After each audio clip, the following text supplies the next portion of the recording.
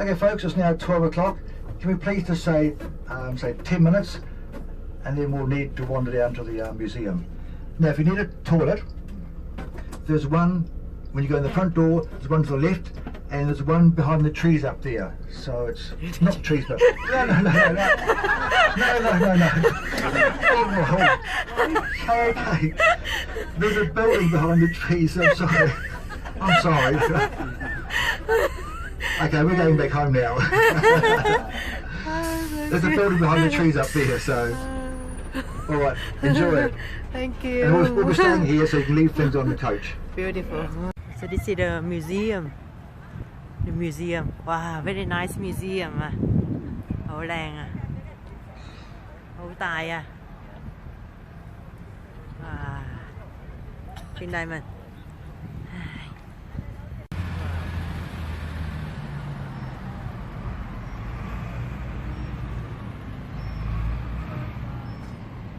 Museum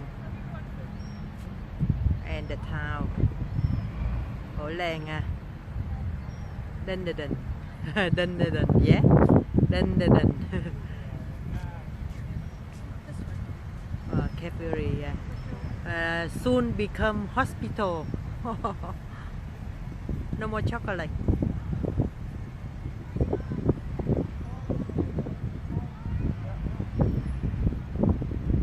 Hổ làng. Oh nice. Cadbury. We are at the museum of Ow, you're Dunedin. poking me. Dunedin, yeah, Dunedin. Abusement. Yep. You said yes. Very couple, new. Đây là này new. Yes, Hổ làng, Hổ làng. Hổ làng, Hổ làng à.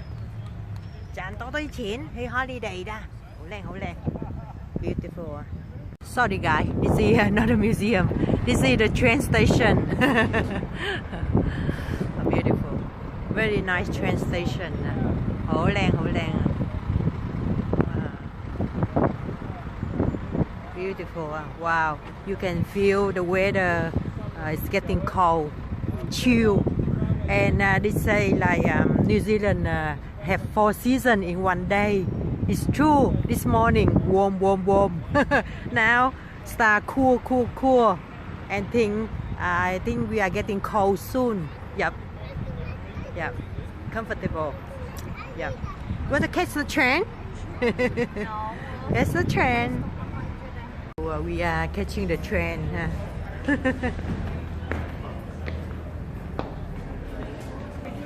Wow, nice.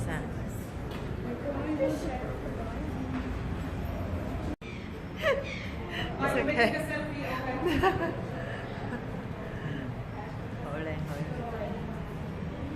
Okay, let's get in the train station. So, yep. Nice.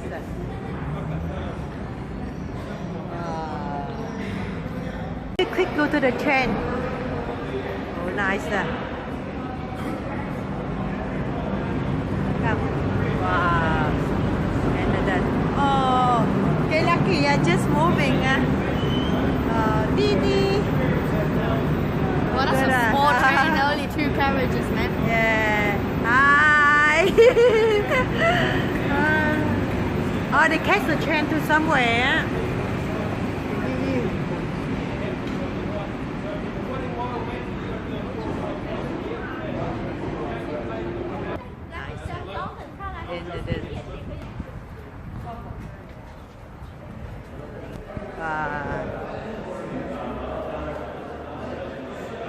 Ticket. So the real train station. Yeah, you can use it now if you want, But we have to go back to the thing. Come on, get out of the frame, lady.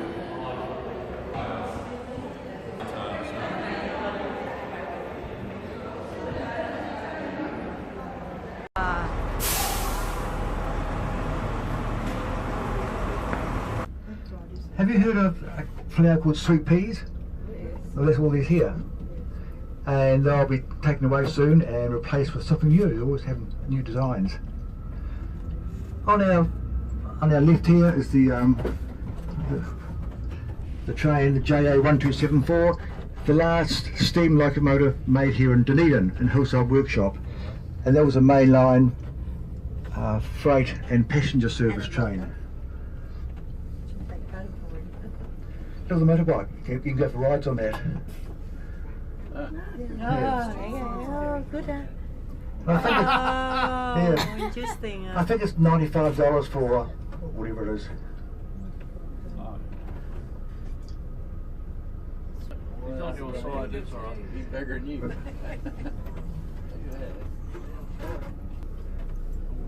Is the old ladies' jail, and that's sorry, not the old ladies' jail. It's the old jail for ladies, and that's been closed now for about 15 years, and it's going to be proposed to be a bed and breakfast, accommodation, a restaurant.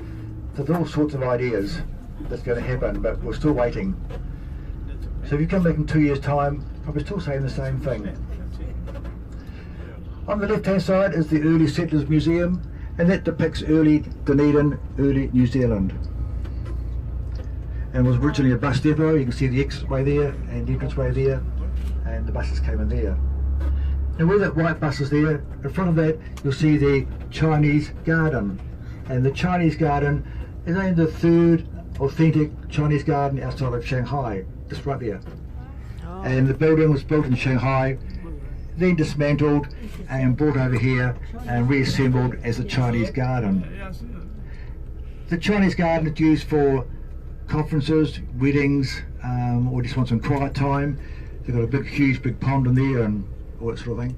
So it's quite a great building. We're very, very lucky.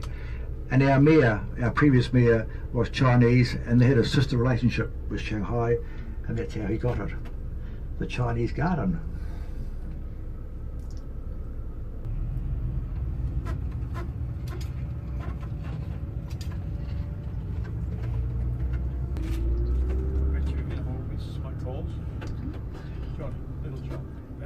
Now these buildings here are all from the Gold Rush era, over 150 years old, but of note is the building with the fire escapes outside, and that was originally, when built, the tallest building in New Zealand when it was built. Not now of course, but it was then, so it's quite a marvellous feat. So when was the Gold Rush? The Gold Rush, you're on page 67 of the commentary, but I'll tell you now. The Gold Rush started in the 1860s, and we'll come past this way again and we'll tell you about the Gold Rush then. Oh, okay. Yep, so definitely won't miss out. Yeah. The building there has been used for an American facade for gangster movies, because it looks like an American building, and they blocked the car off. They've got all these old cars that come around, and yeah, it's quite a, I mean it's only done twice, but it's still quite a thing to see.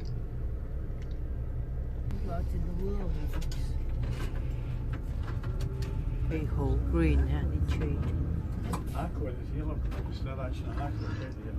The Gold Rush in the 1860s, a lot of these buildings here are from the Gold Rush era. They're big, you know, they're very big. They got the whole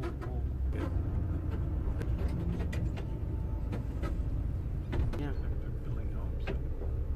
Yeah, that's what I was. Back flying on the right hand side, there's the Otago Daily Times, and that is the oldest newspaper in the country. It's been going for some 150 years, and it still produces a daily newspaper, the Otago Daily Times.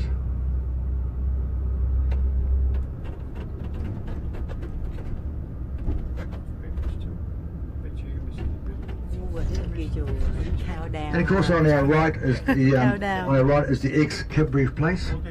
Now all come and gone. And directly in front of us there, and that is a teaching hospital as part of the university. Can you see on the right hand side there the big jumping pad there for the kids up there? It's a big giant trampoline for the children's ward. Your kids, the helicopter pad. Hello. So yeah, so that's the public hospital, and that's where they're going to, I guess, move the whole thing across to the Kiwi building eventually.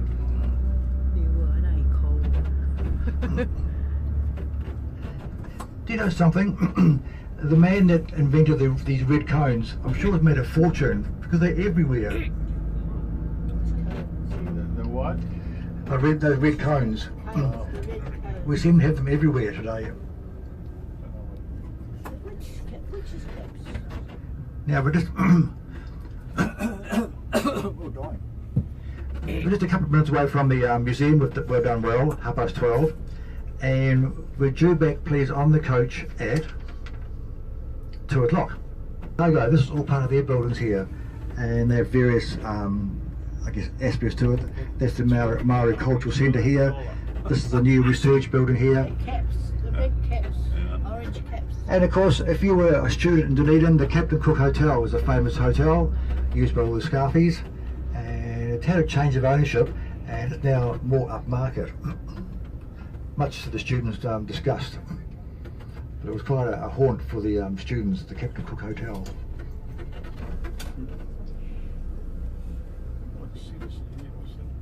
And I'll take you in and we'll meet the lady who can look after the building. Very nice garden, and we stop here for lunch. Beautiful. And that's all my 2 mates. It's lucky we come with all the adult people. Yep. This is why they call green garden. Oh, green. Very green.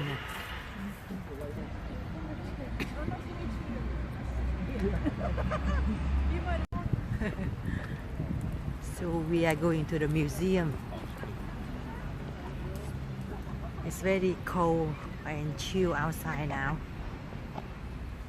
This is why it's called New Zealand is a 4-season country. But lucky I got my coat. Otago Museum. It's good to take the tour. Otherwise, oh, hổ tired.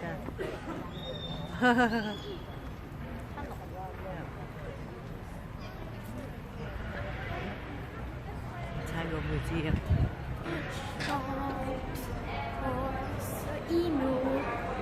Wow. Wow. It looks like KFC. Coffee. Nhiều. Follow ở trên rong này.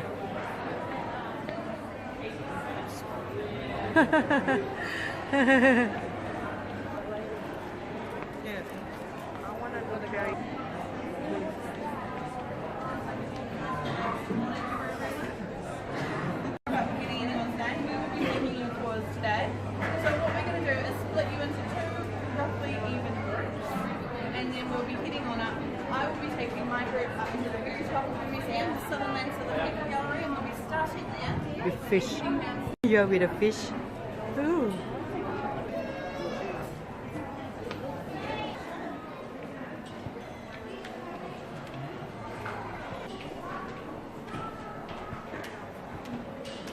Very big museum. So you are more than welcome to take photographs in our galleries. I will just ask, downstairs in the Tangatapinua Gallery, please don't use it. So the Polynesian first arrived in this area around 750 years ago. And so up above here you'll see the sky as we believe it looked at the point that they arrived. Now probably the most important thing up here is right above us. You might see 5 stars there in sort of a kite shape. So that is Mahutonga, the Southern Cross. It is just up there. Oh, yeah. And then we have another 2 stars that are pointing roughly towards it at the side. So if you've got those 2, you can always find true south. So you basically just need to hold your hands to the edges of them and bring them together. It's a really good quick way. Alrighty, so that was one of the most important constellations for navigators. So they would use the rising and setting sun, the constellations above them in the sky, and then the currents to find their way to new lands or the places that they already knew of. But when they arrived here, they found a land that was unlike anything that they'd experienced before. So it was a lot bigger than any of their tropical islands. It was also a lot colder, so it was very temperate compared to their tropical experiences. So we had very, very marked seasons. Too bad, they could still grow a lot of the plants that they grew in the Pacific Islands, so you could grow taro and yam and kumara. But once you get as far south as the Banks Peninsula, which is about even with Christchurch, it doesn't look like it would keep you very dry, but it does. And so its structure is a bit more like felt than most crystalline stones, which means it doesn't break very easily and it holds an edge quite well. So here we have some toki. So these are woodworking tools that be used for making very, very large rock belts and things like that. Not so much for fine work. Nowadays they're very much a decorative item, and you could a big raised line along the side where they filed it down on both sides and then just snapped it off. Yeah. But so in 1861, workable amounts of gold were found by a gentleman named Gabriel Reed at a place that is now named after him called Gabriel's Gully. It's about 40 minutes inland from here. And so they still do mine for gold in New Zealand, but they go down into the ground and crush it out of quartz reefs and use chemicals to leach it out. When years, which was probably not to their liking, but and then when whales were sighted offshore, they would head out and you have things like our whalebone katsu, so that's a small handheld weapon. Sweet potato. The person in the tribe who's discovered it, which is very supposed to guarantee equality between Māori and Europeans. As often happens, it did not do that, but that here in the 1840s, in Dunedin in particular, the Scottish Free Church was recruiting people to send down here. So they were told that they would have the opportunity to increase their material wealth, as well as increasing to do in Britain in extremely unusual circumstances. So they started to come here, a place that was perhaps not ready to be built your homesteads. This was not true. They were sent to a place that was basic. This is where you get the very stereotypical southern man, so who could manage this land, who could live here. And that's for one of the early introductions. They were introduced fur and hunting. Unfortunately, they did very, very well here, and they soon started to actually damage their agricultural land. So they introduced ferrets and stoats and weasels. And unfortunately, these guys who were introduced to hunt the rabbits and keep the numbers down, figured out very quickly that we have a lot of ground nesting birds that are very fat, that don't move very quickly and can't protect themselves all that well. So they're a lot easier to hunt than rabbits. So these guys became a massive problem for New Zealand's birds. Unfortunately, out of the 38 species that we originally had of flightless bird, we only have about 5 or 6 left today. Not just to Europeans, but also to a lot of the Māori tribe industries in New Zealand. And then moving into the future, Māori arrived here, however, they didn't bring in any of the animals except for the Pacific rat. And so they learned what resources were available at what point of the year. So we had our whitebait over here, which would be flooding into the rivers, and we had our eels that we could bring down. It's not very tasty, so it's very starchy, it's very energy rich, but you would really want to have something to put on top of it if you were wanting to enjoy it. Now, I mentioned the partially worked piece of so you can see here where they've sawn through it. So we've got the rough edge and then we've got the saw mark through it. So that's just partially done in an abandoned area. Two rocks. Dunedin. I The should rock. take a picture of this for high school. Ooh. Now I have information.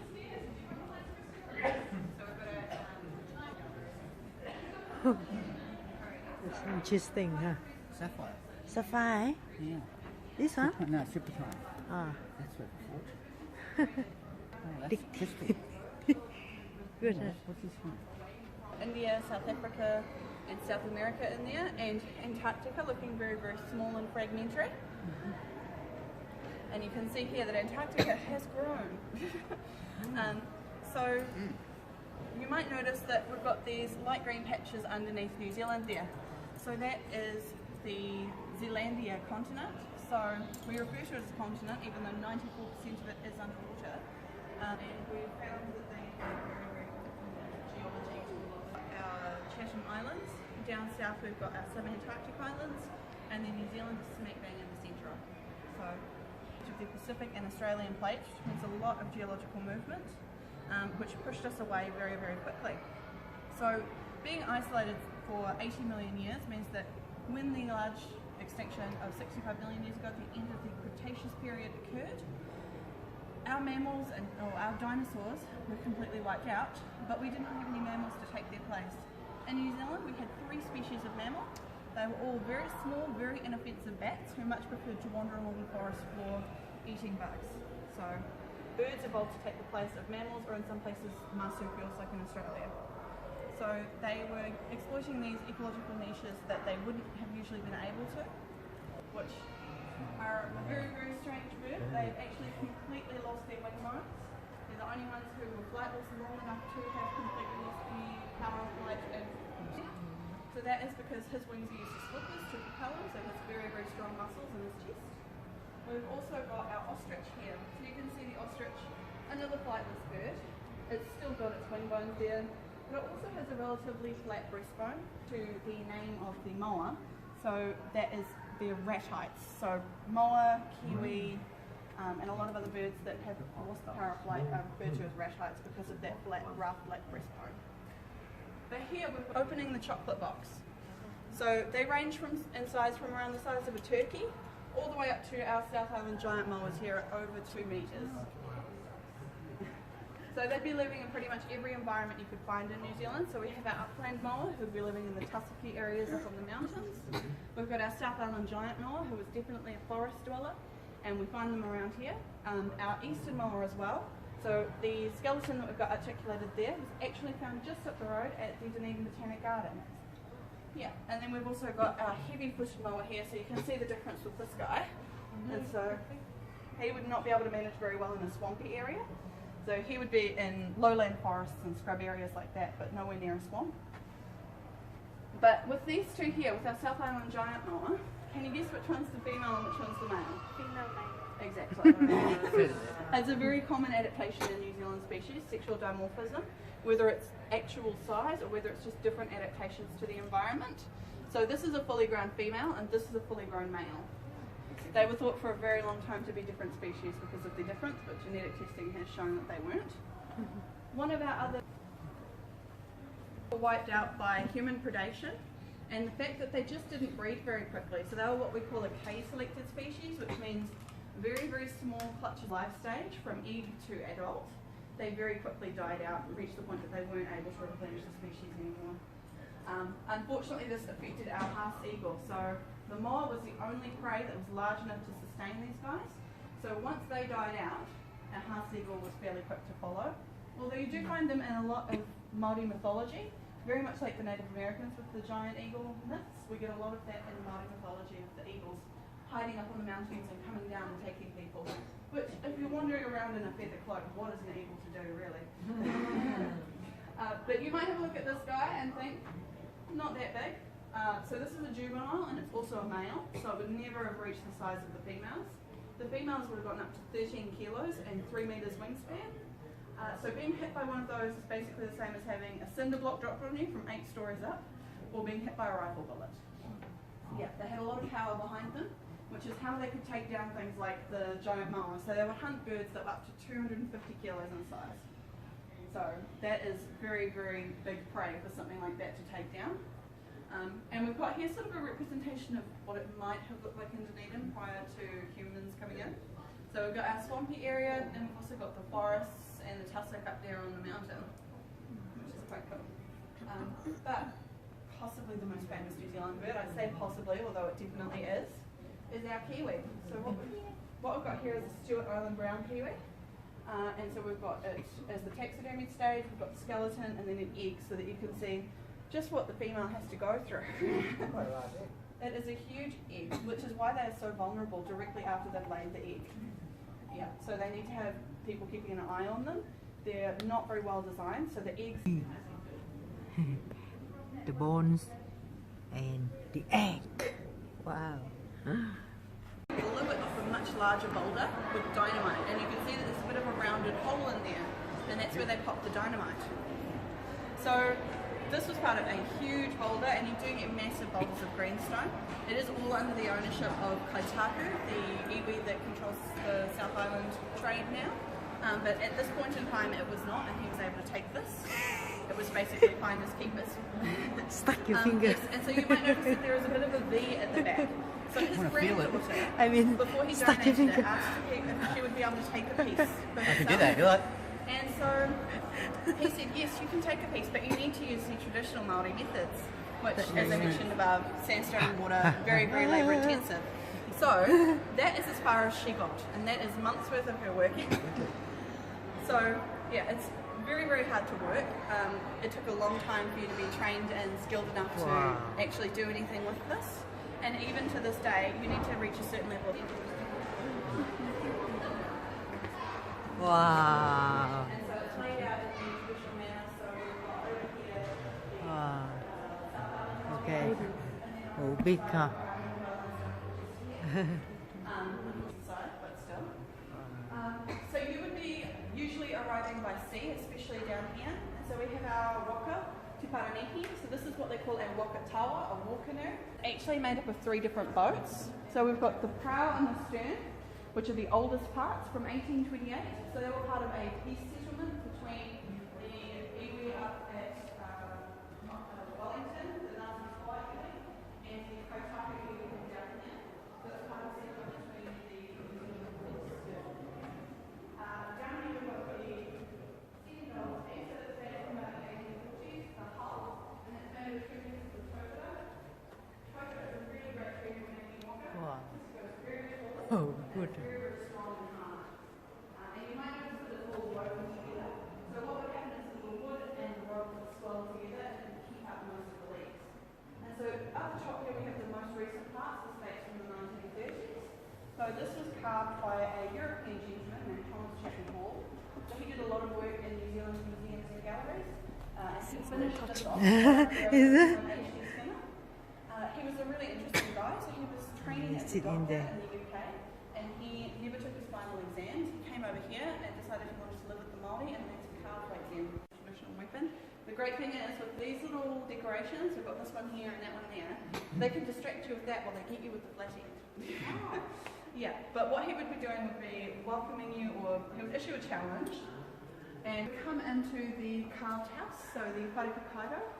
We're very lucky to have this. It was carved by Ngāti Porou carvers in the North Island for a chieftain named Karatiana. Unfortunately, he passed away before they were finished, and so they were left. They were brought down here for the South Seas exhibition, which was a huge exhibition that was held in Dunedin, covering things from all over. So some of them have, as was the tradition in that point in time during between museums, some of them have been traded away to other countries, in a whole bunch of different, pretty much complete. Years of work.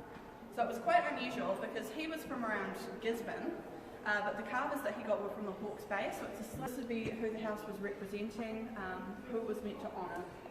And so this is what they call the Patoko Manoa, and that means he's the heart post. Manoa means heart in Māori.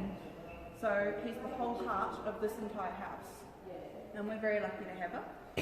You can see here with the carvings as well, we've got his tattoos represented. So no 2 taumoko facial tattoos are alike in Māori culture at all. So you cannot copy anybody else's. So these are actually able to be used on legal documents as signatures as well. If you could draw your taumoko on, that was as good as a signature. Yeah. You can see a lot of people from up in the North Island have come past and they've sort of felt an affinity for him, or he represents something important to them, so they've touched him over the heart. We've got photographs from when he started and he was completely black and they've worn it away, which is kind of heartwarming in a way. Yeah. So we'll head over to our carved storehouse here as well. I just reversed the camera.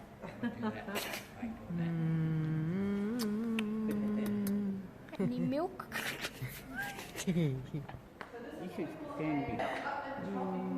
You're too short. And so we've got our tiko here, so that's representing again another ancestor. But whales are a very, very common symbol of plenty. So this was used to hold some very important goods, things like your cheaply clothes, your fishing gear, food for visitors, just very, very important things that you wanted to keep safe.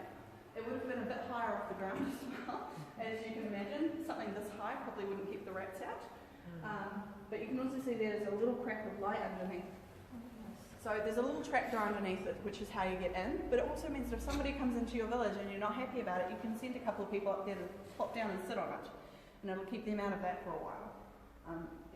Down here as well, you can see we've got some more figures, but they don't have the paua shell in the eyes, so that's the New Zealand abalone shell, and they've only got one eye out. So that's because they have one eye watching you, and one eye on the land of the dead. So they're Manaia, and they watch over you and they watch over your ancestors as well. So they're a really important symbol, and you'll see them in most Māori carving. And they're also really great because you can adjust them, stretch them, shrink them to fit into shapes and into places where you might not have something else to put in the carving. Yeah, it's brilliant. Alrighty, so we're going to get over here and have a look at some of the older history as well. You see the souvenir gift shop.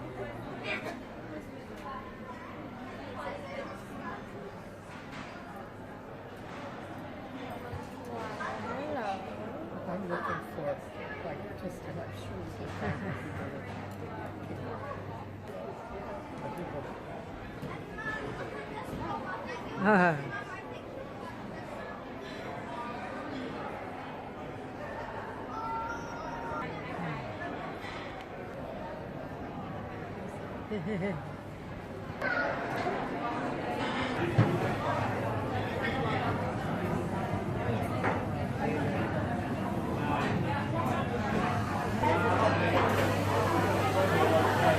You look, you are angel.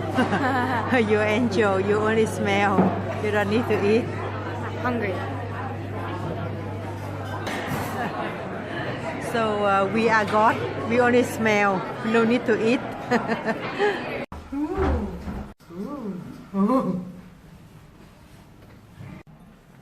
Money, đó. Power of money.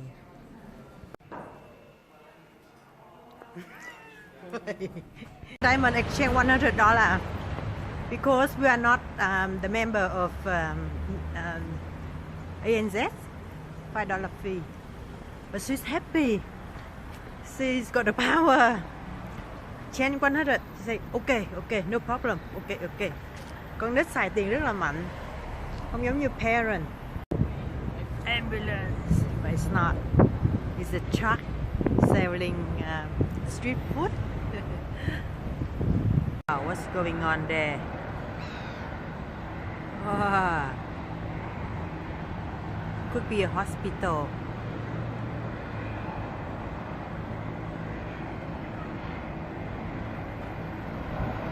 Public school as such.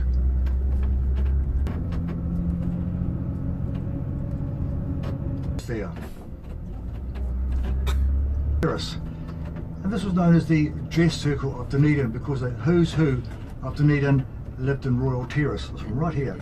What number is your house?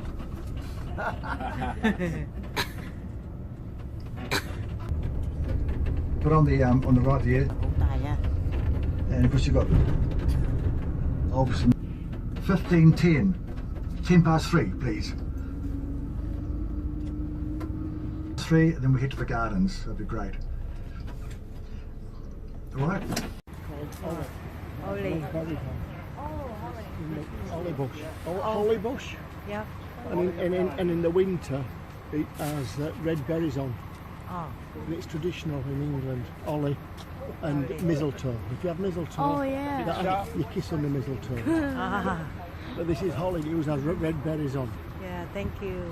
Wow, something new. Yeah, because the New Zealand was from obviously used to be England was part. Well, it's part of England. England was New Zealand years ago. Part of the Commonwealth. So New Zealand was part of the, so that's why holly bush.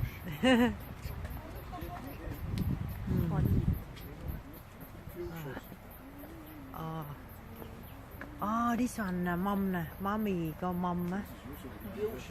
She loved this one. Like a dancing girl, you know. Yeah. Fuchsia. Yep. My mom used to have this tree. Yes. Yeah. And she loved it. It looked like a dancing lady. Yes, and they're all different colours. Yeah, All different beautiful. colours. See, look, there's another one. Yeah. They're called standard fuchsia. They stand. Yeah, beautiful. They're really old fashion Plants. plants. Like you, Yeah. Lovely.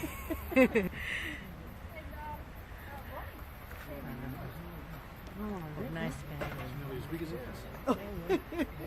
You wish. Wow, hủ to. Very nice. Beautiful.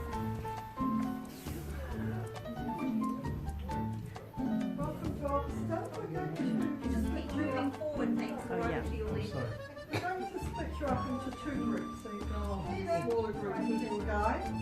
Just to remind Got money đó. Power of money.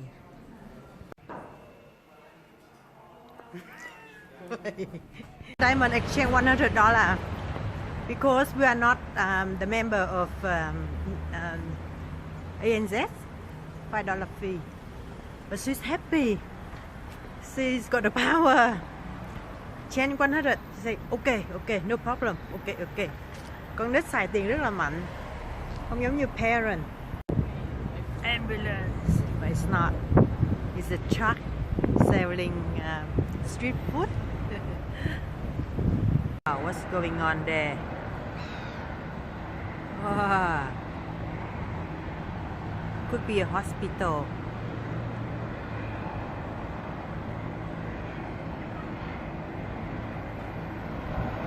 Public school as such.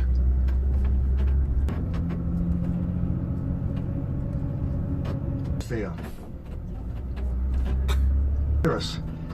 And this was known as the dress circle of Dunedin because the who's who of Dunedin lived in Royal Terrace. This one right here. What number is your house?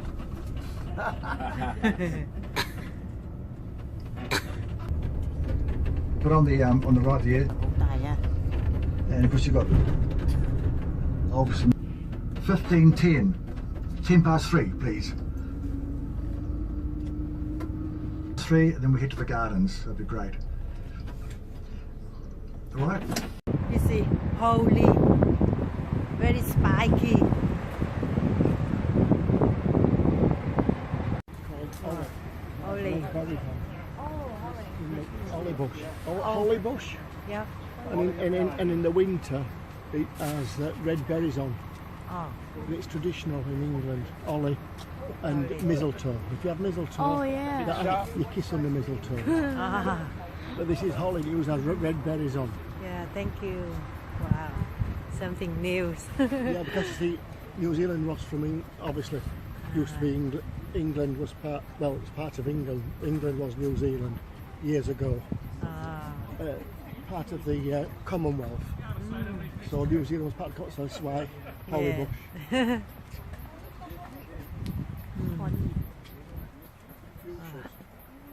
Oh. Oh, this one, mom nè, mommy có mom á. She loved this one. Like a dancing girl, Fuchsia. you know. Yeah. fuchsia. Yep.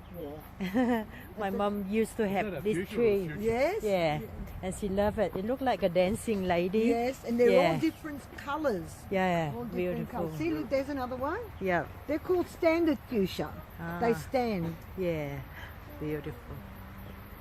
They're really old-fashioned Plants. plants. Like you, Yeah. Lovely.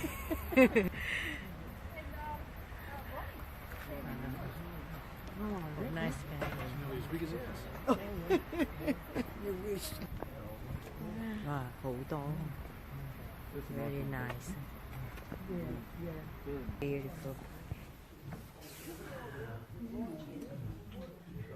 Welcome to Officer. We're going to Just keep moving forward, thanks. Oh, We're yeah. over to your left. we're going to split you up into two groups, so you've got smaller groups as you'll go. Just to remind you. Amazing. Một ngôi lâu đài của một cô gái chết năm 1960, không có gia đình, không có con, và cả một tòa lâu đài này tặng cho quốc gia, donate to stay, and now it become a place for tourists to visit. Amazing. Everything is so big, so good inside.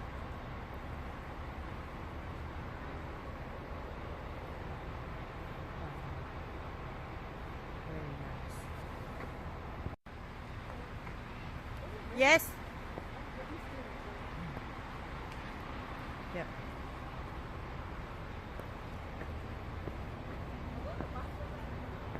Okay. Okay, thank you. A Di Đà Phật. We go move on the journey. Okay. Kính chúc quý vị hương linh luôn an vui. Cảm ơn đã cho chúng tôi vào viếng thăm một tòa lâu đài rất là hoành tráng.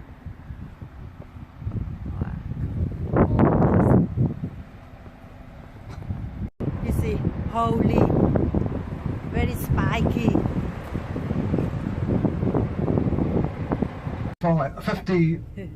59. Now you find it inside. The old horses are very old. You can, oh, there's two different. Oh, Overseas, the university has a thing called the halls of residence, and when you leave home for the first time after school, when you first go to university, like this on the right hand side here, Carrington Hall, they have a halls of residence. We normally stay there for 12 months, and there you pay for your lodgings or accommodation, your meals and your laundry, and normally it's about $325 to $375 a week. After the first year, they meet their friends and mates and normally go out flatting, and flatting is the cheaper option, and a flat in Dunedin is about $125 to $175 a week, plus your meals, and of course your beer money can be quite expensive for a student. So that's all.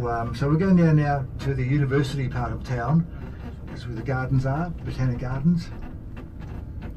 And you find that this is George Street, still the main street, and there are a lot of motels down here, because the reason being that every so often they have a graduation parade, and because all the family come to see them being graduated, and they walk down the street and they'll stay in these motels here. What was the dirty Mexican back there? Back there? Yeah, I said the dirty Mexican. Dirty Mexican. No waxes. You know what that was? No, I didn't see it actually, so I'm not too sure. It could have been, It would look like an old Mexican. That's what it's good for. It could have been a student flat maybe. They've got all these funny signs on student. A lot of them now will be empty. Look at the garden there, well kept garden, isn't it? A student flat, and a lot of these will be empty, and they'll come back middle of February probably. Oh, yeah, it's up to the landlord to cut the hedge and cut the grass. Yeah. A lot of students, when they finish high school, have had enough. So yes. Now the Botanic Gardens here is what we call Gardens of Significance, and there are two again, one here and one at the Larnix Castle, and that means they've been recognised for their, I guess, the architecture, the flowers and so forth, what's there. So Gardens of Significance. They're set in some 25 hectares of land, and we'll just keep to the bottom part. We haven't got much time now. When you go through there, you'll see how the ground's been all cut away there with the big buses trying to turn, and their back axle goes around the corner. And of course, Dunedin was the first, had cable cars, and we were the second city after San Francisco to run a cable car. Had the cable car system been left like San Francisco, it would have been a great tourist attraction, but not to be. In actual fact, they are actually trying to restore the cable cars at a huge cost, millions of dollars they're trying to raise, and it's very much a long-term very nice garden. Hổ len à.